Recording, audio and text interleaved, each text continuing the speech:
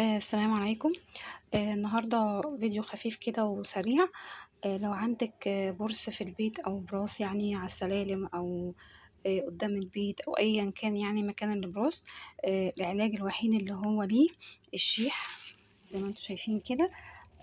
الحبّة دول كده عاملين 5 جنيه، يعني كمية كبيرة أهي حلوة، عاملة 5 جنيه بس شيح، ب5 جنيه شيح بتجيبيه من عند العطار. تمام كده.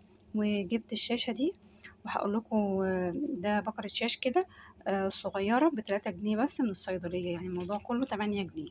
هيبعد خالص عن بيتِك أي برص أو أي يعني هو البراس عمومًا معروف بالشيح.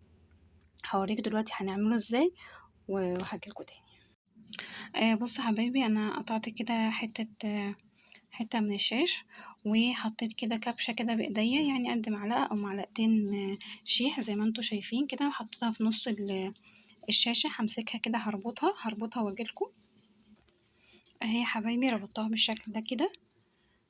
تمام. قطعت بقى كام واحدة، هعمل برضو نفس الموضوع كده تاني قدامكم اهو. معلش انا بصور بإيد وشغالة بإيد. تمام.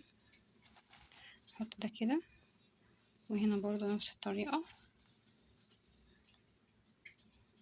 ماشي. وهروح ماسكاهم كده لماها، اروح ربطها كأني بعمل سرة، يعني زي ما انا عملت دي كده قدامكم.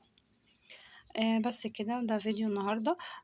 هتحطوه فين بقى؟ لو مثلا يعني لو في سلم العمارة، بتحطيه مثلا لو في مسامير ولا اي حاجة بتعلقيها عليها، او مثلا لو في حاطين بلتكانة فوق باب الشقة اللي هي مكتوب عليها الله والله جل جلاله وحاجات كده ترحيبية، يعني دي الخشب دي عارفينها، بتحطوا جواها برضو يعني أي حاجة مكان كده تعلقيه فيها.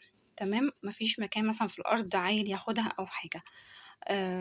بس كده. هو طبعا البراس دي بتشم ريحة الشيح وبتطرد على طول من البيت اللي فيه شيح. بس هو ده الفيديو بتاعي، اتمنى ان هو يعجبكم. متنسونيش في اللايك والشير والاشتراك في القناة. والسلام عليكم ورحمة الله وبركاته.